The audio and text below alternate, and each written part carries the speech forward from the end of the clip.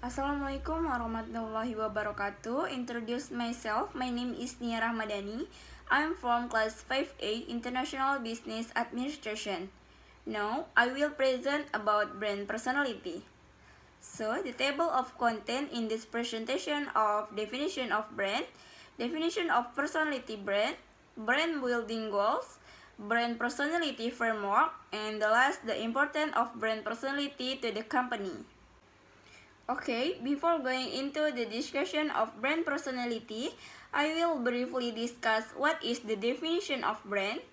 Brand is an identification made by a company which is then attached to a product so that it can be easily recognized by customer.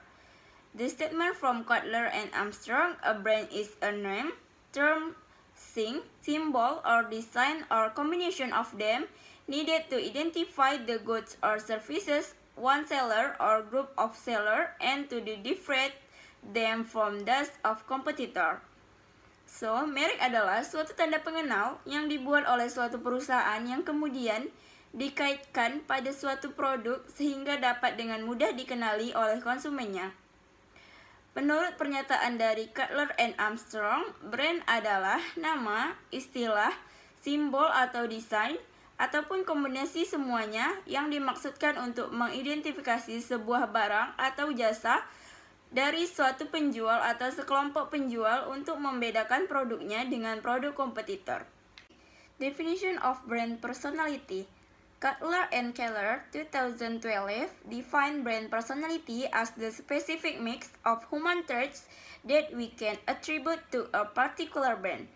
According to Grohman, the personality of a brand is in the minds or perception of consumer, which are formed directly or indirectly through direct experience in using products or through marketing effort. Brand personality is formed through brand names, symbol or logo, advertisement, product attribute, and spokespeople.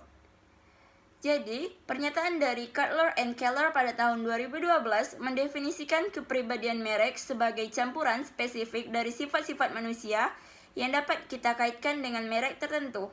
Sedangkan menurut Grohman, kepribadian suatu merek ada di benak atau persepsi konsumen yang terbentuk secara langsung atau tidak langsung melalui pengalaman langsung dalam menggunakan produk atau melalui upaya pemasaran. Kepribadian merek dibentuk melalui nama merek, simbol atau logo, iklan, atribut produk, dan juru bicara. Kesimpulannya adalah, brand personality atau kepribadian merek adalah sifat dan karakteristik psikologis yang dikaitkan dengan merek tertentu. Dengan kata lain, ini adalah citra merek atau identitas merek yang dikaitkan dalam karakteristik manusia. Kepribadian merek yang ideal biasanya terdiferensiasi, dapat diidentifikasi serta menawarkan pesan yang konsisten, bertahan lama, dan dapat diprediksi serta persepsi mental. The next is brand building goals. The goal of brand building is to produce a unique and attractive offer that meets the rational and emotional needs of customer in a better way. Jadi, tujuan dari membangun merek adalah untuk menghasilkan penawaran yang unik dan menarik untuk dapat memenuhi kebutuhan rasional dan emosional pelanggan dengan cara yang lebih baik. Aspek utama untuk membangun sebuah merek istimewa adalah kepribadian merek. Rahasia membangun sebuah merek adalah pemberian nilai tambah, terutama nilai psikologis pada produk atau jasa, dan perusahaan dalam bentuk manfaat yang tidak terlihat, yaitu hubungan emosional, keyakinan, nilai, dan perasaan yang terkait dengan merek. Kepribadian merek juga dapat dikaitkan dengan ekspresi dari pernyataan pribadi seseorang. Misalnya, ketika orang mengkonsumsi Marlboro, mereka tidak hanya mengkonsumsi produk, tetapi mereka juga mengharapkan diri mereka untuk merasa seperti petualang, maskulin, dan memiliki selera Amerika. Pada tahap ini, merek sudah menjadi bagian dari diri seseorang, sehingga dalam mengambil keputusan pembelian, lebih memilih merek tertentu dan cenderung enggan membeli merek lain. The next is brand personality framework. Dalam kepribadian merek terdapat dimensi-dimensi yang mempengaruhi pembentukannya. Dimensi ini digunakan sebagai pedoman dalam pembentukan kepribadian merek. Pernyataan Aaker, Dani Baho, dan Yulianti pada tahun 2017, kerangka kepribadian merek dikelompokkan menjadi 5 dimensi utama. Yang pertama ada sincerity atau ketulusan, yang kedua ada excitement atau minat atau kegembiraan, yang ketiga ada competence atau kecakapan, yang keempat ada sophistication atau kecanggihan, dan terakhir ruggedness atau ketangguhan. Oke, saya akan menjelaskan satu persatu dari 5 dimensi utama ini. Yang pertama adanya ketulusan, yaitu karakter jujur, rendah hati, dan sederhana. Ketulusan diwujudkan dalam kejujuran dan kualitas, keaslian produk, dan identitas merek dengan sifat-sifat sederhana. Contohnya seperti Patagonia yang berjiwa muda dan ceria. Yang kedua ada excitement atau minat, yaitu karakter dinamis yang penuh dan memiliki imajinasi yang tinggi dalam membuat perbedaan dan inovasi, seperti Red Bull atau Tesla. Oke, yang ketiga ada competence atau kompetisi, yaitu kemampuan untuk dapat diandalkan dan dipercaya oleh pelanggan. Contohnya seperti Microsoft dan Volvo. Yang keempat ada sophistication atau keduniawian, yaitu karakteristik yang berkaitan dengan eksklusivitas yang dibentuk oleh keunggulan prestis, citra merek, dan tingkat daya tarik seperti channel atau apel.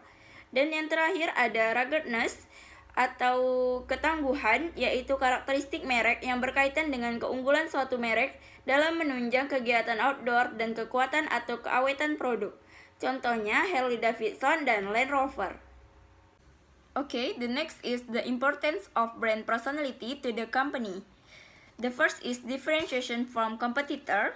The second is determining the contents. The third, building efficient communication. And the last, building equity for a long time. Jadi, membangun brand personality merupakan hal penting untuk perusahaan multinasional dengan tujuan agar dapat membentuk brand yang utuh dan lengkap.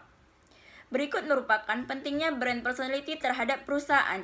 Yang pertama ada diferensiasi dari kompetitor atau ini dimaksudkan sebagai ciri khas yang dimiliki dapat membedakannya dengan kompetitor lain.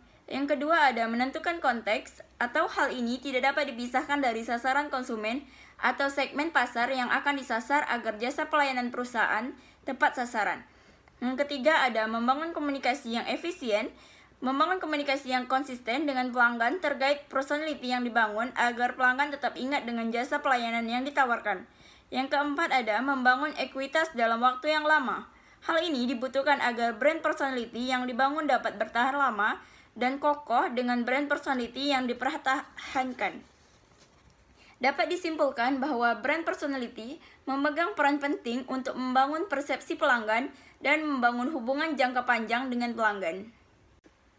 Okay, that's all I say in this presentation.